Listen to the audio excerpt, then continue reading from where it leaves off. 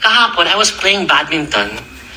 Yesterday, I was playing badminton. And then suddenly, my friends messaged me and told me like, oh my God, are you still awake, friend?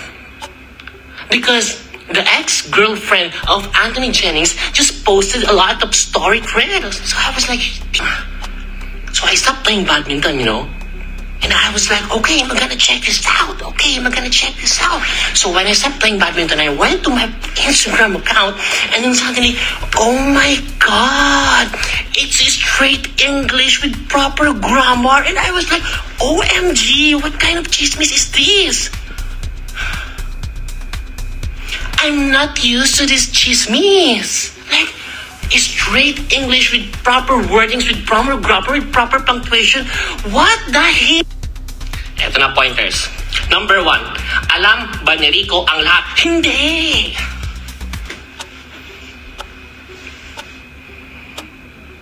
Alam mo, tawang-tawa ako dun sa mga nagpo-post. Tawang-tawa. English. You know what? I feel so funny. Tama ba yun? Okay. Tawang-tawa ako sa mga nagpo-post. Kasi talaga nag-e-effort pa sila ng mahabang caption. Mars! Kukuha pa sila ng mga pogi picture ni Rico. Mag-effort sila ng mahabang caption. Mga 3 to 4 paragraphs with 6 to 8 sentences each paragraph. Tapos, ang laman ng caption, maturity. Dapat ganito yung mga kinahanap yung karelasyon.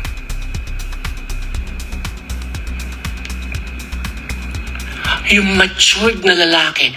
I was like, pagkabasa ko ng title, I was like, maturity? Ano nga asahan mo? 53 years old na yun. Lolo na yun eh. Ano nga asahan mo sa 53 years old na masyonda na? Siyempre, matured na yun. Sumobra na nga sa matured, kaya iniwan eh. Diba, hindi maarot ng aking isipan ang mga taong gumagawa ng mahabang caption na madamdaming tungkol kay Rico Blanco about maturity. Matanda na yun. Siyempre, matured na yun. Ano ba yun? Parang kagaya natin na 31 years old, 25, 22, 18, na bigla magraran sa Facebook, mag-aaway-aaway kapag nag-break. Siyempre, hindi. Tanda na yun, matured na yun. May nagsasabi nyo, labo nyo. Teka, sorry, nadala ako, wala pala yun sa topic. Alam ba ni Rico ang lahat? No. Kung paano minamanipulate ni Boy Cheater ang kanyang ex-girlfriend, kung paano ginagaslight at pinapaikot-ikot, mas malala ang ginawa ni Girl Cheater kay Rico J. Puno. Rico Blanco. Hindi niya alam. Nag-break sila sa kadahilan ng gusto na mag-settle down ng matanda eh.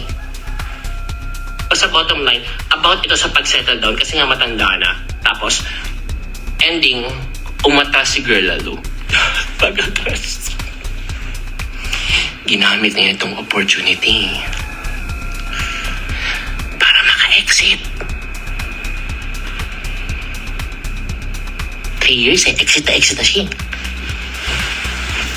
Eto na. Ginaslight na niya ang ating matanda. No, I want space. I need to grow up. I'm still young, I can't take this pressure anymore. Perfect opportunity eh. Tama? Umexit na. Doon sila hiwalay. Timeline of the affair based sa ating legit source na H-MUA. Ano ba H-MUA? Here in makeup artist. Okay. H-MUA. Timeline. Meron silang series. I'm not quite sure about the series. Siyempre baka nanonood yung ex-girlfriend eh. Eh grabe, Englishan talaga yun. So kailangan makisabay ako sa English. Baka sabihin niya mahina ako sa English, nakakahiya naman, baka mapahiya tayo, di ba? Siyempre kailangan tayo itaas ang ating Mosang flag. I'm not quite sure what's the series all about. Panis. But what I'm sure about, yun, pinapaikat-ikat lang. Basta ang alam ko lang, nag-shoot pa lang sila. May pampyangan na nagaganap. Meron na mga lihim na pagtatagpo na nagaganap behind Rico. Meron na mga pwede ko ba sabihin yan? Baka may mga 15 years old na mosang na nakikinig dito. So kailangan kong alalay sa salita ko. Meron ng mga intimacies na nagaganap outside the camera. In short, sila pa ni Rico, sila pa ng ex-girlfriend. Nagsisimula pa lang yung shoot ng series or in the middle, may affair na. Compare. I remember from the screenshots, sabi pa ni ex-girlfriend, sabi niya sa akin, matutulog na siya. Yun pala, ito pala nangyari. So, sabi daw ni boy cheater kay ex-girlfriend na matutulog na, sleep na daw. Pero yun pala, nagpunta pala sa bahay ni girl cheater. Okay, neck pillow story time. So weird. Nasa aeroplano kayo. Alam niyo, nag-cheat kayo. Ba't kailangan niyo pa mag-selfie habang nagkikiss? Ang matindi pa na hindi maangot ng aking kokote at isipan. Nagsiselfie habang nagkikiss. May neck pillow? Hindi niyo man lang inalis yung neck pillow? Ganun ba? Normal ba yun sa mga magjowa? Saka mag-asawa? Ganun o. Iba kapal ng neck pillow eh. Kasi nire-relax na pantulog na. Tama. Tapos kikis ka pa ganun o. Tapos yung isa rin. Tapos saka yung mag-selfie.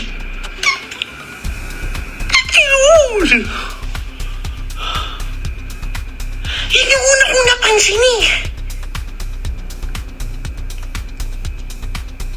Unay, may ginagawa na kayong mali. Mag-selfie pa kayo. Pangalawa, maintindihan ko yung nagsiselfie kayo kung kayo nasa katinoan kayo at hindi kayo mga isip bata, no? Like, okay, we're cheaters. Souvenir.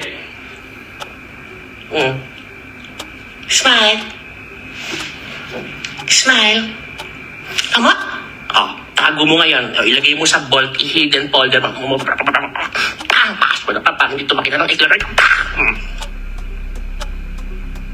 Maintindihan ko yun eh. Ang hindi ko maintindihan, ang hindi ko maunawaan, no? Bakit kayo magsiselfie habang nagkikiss? Matindi pa doon, may neck pillow pa.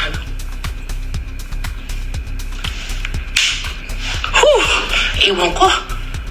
Nawawala ako sa tamang hulog ng aking pag-iisip. May naiisip ko yung neck pillow na yan. Okay, moving on. Maurice, affair with another artista. Ito, nahuli to ni Rico. In the middle of the relationship, there is this one instance with one may isang pambihirang pagkakataon na nalaman ni Rico na merong kalandian si girl cheater na isang artista, isang sikat na aktor. And kung paano ginaslight ni boy cheater sa ex-girlfriend, ganun din yung style. Wala yan, kawork ko lang yan.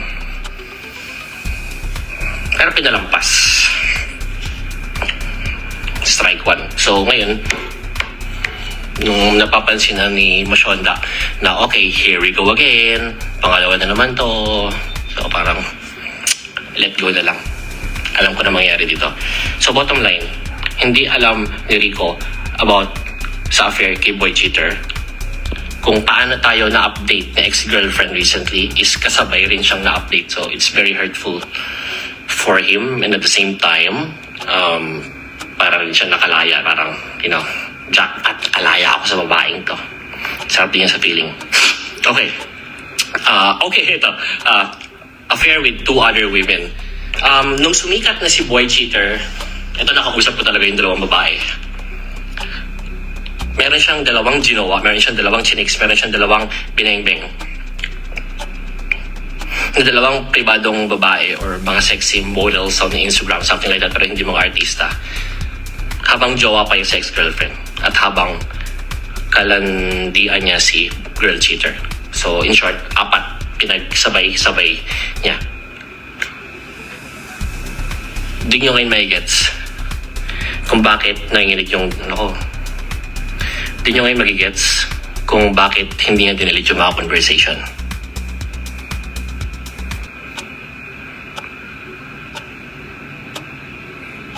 Di ba mag-ataka ka kung nakikipaglokohan na lang tayo, pero bakit hindi mo dinilit yung konto? Bakit tinatabi mo lahat yan? Gawain niya yun. Hindi natin alam kung para sa niya gagamitin in the future, kung hiwalay na siya, ipang-blackmail niya, ipang-manipulate niya kay girl. Kasi, come to think of it, di ba? Kung kayo, dalawa kayong, lalo ka na may jowa ka, bakit hindi mo dinidelete lahat ng conversation natin? Bakit nakatago lahat yun? And I found out from these 2 women na yung conversation nila with Boy Cheater is nakatago rin lahat and ginamit against them. Kaya hindi sila nakapagsalita rin. So, doon natin makukuha yung idea na bakit hindi deleted lahat ng ito.